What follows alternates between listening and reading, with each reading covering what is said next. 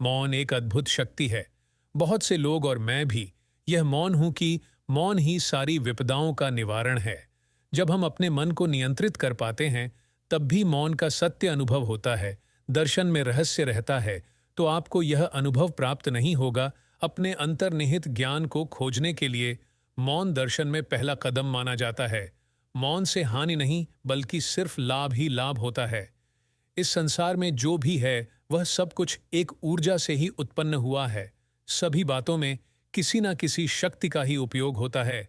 Sir Isaac Newton के नियमों के अनुसार ऊर्जा का कभी भी निर्माण और विनाश नहीं किया जा सकता है, केवल उसे एक रूप से क्रमिक रूप में परिवर्तित किया जा सकता है। इस ऊर्जा का स्रोत क्या है? ऐसी कौन सी शक्ति है जो हर क्षण में, हर स्थान में और हर एक घटक में उपलब्ध रहती है?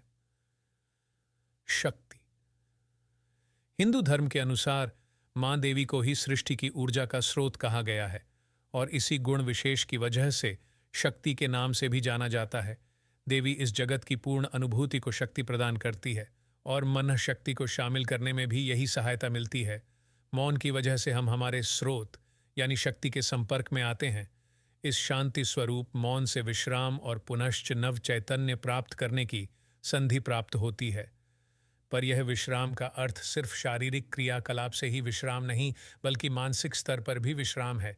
हमारे मन में पलटी चंचलता की वजह से ही बल हमारी शक्ति का आनंद होता है, और इसी वजह से हम उस विश्राम के अनुभव से अभ्यास करते हैं रहता है। संपूर्ण विश्व ऊर्जा से भरपूर है, ऐसी ऊर्जा जिसका उपयोग कर हम पुनश्च चैतन्यद हो सकते हैं। इस विशाल ऊर्जा स्रोत का लाभ लेने के लिए हमें केवल आंतरिक स्थिरता से मिलाप करना होता है। जब मन स्थिर हो जाता है, तब हम बाहरी ऊर्जा को ग्रहण करते हैं। घनत्व होता है, इस कारण से सत्यता बढ़ती है और मन शांति का लाभ होता है।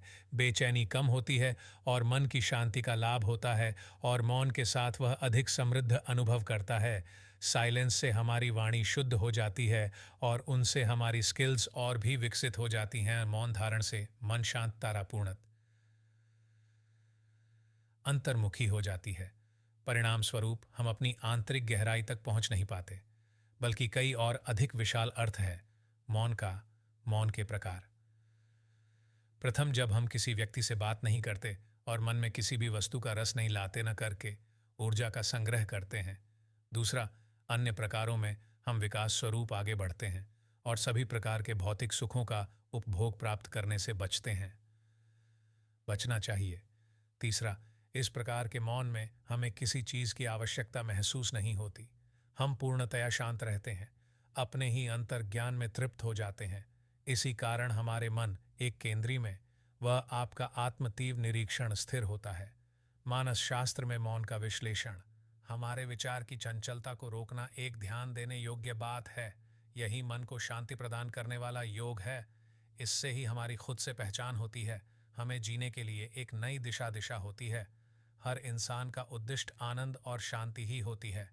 चिरस्थायी स्वरूप शांति, सत्य, पैसा, भौतिक सुख, यह लोकमोहित बात करता है, परंतु इसके परिणाम स्वरूप तकलीफ ही अधिकांश अर्थ हैं। इनमें सबसे मना शांति नहीं, बल्कि बिकती है। हर रोज मौन धारण और ध्यान करना, यह दोनों ही आध्यात्मिक विकास सहायक है। मानसा शास्त्र के अनुसार हर रोज मनुष्य 60,000 बार विचार करता है। उनमें से 90 से 98% विचार रोज की बात से जुड़ा रहता है। वह हर एक विचार मेन्यू में केमिकल रिलीज करता है। मनुष्य के मस्तिष्क में 100 अरब न्यूरॉन्स रहते हैं। हर एक न्यूरॉन शरीर में लगभग 1 अरब न्यूरॉन्स रहते हैं। हर संपर्क प्रति सेकंड 200 बार प्रभावी रहते हैं। इस वजह से 20,000 करोड़ खर्ब गणना प्रति सेकंड शुरू होते हैं। जीवन में मौन के लाभ, यह पूरा सिस्टम जीवन की ऊर्जा सेवा प्रदान करता है। इस कारण यदि हम विचारों को कम करना सीखें, तो वह जीवन में अधिक लाभ प्राप्त करेगा। कुछ मिनट होने के मौन से ही शरीर की ऊर्जा में वृद्धि में मदद मिलती है। विचारधारा में कमी से हमारी सकारात्मकता में सुधार होता है। उन निर्देशों को नियंत्रित करने के बाद किसी भी लक्ष्य पर हम शीघ्र ध्यान केंद्रित कर सकते हैं। इसलिए वह विचार करता है अधिकांश शक्तिशाली हो जाता है। हर विचार एक प्रेरणा शक्ति है। इसका मतलब अगर जीवन में कोई परिवर्तन होना चाहिए, तो स्वयं में किया गया परिवर्तन ही महत्वपूर्ण होता है। केवल कुछ समय के मौन धारण करने से ही हमारे मन की आरती में बदलाव दिखाई देते से अगर कुछ विचार बाहर आते हैं तो आपके जीवन में अच्छे ही परिणाम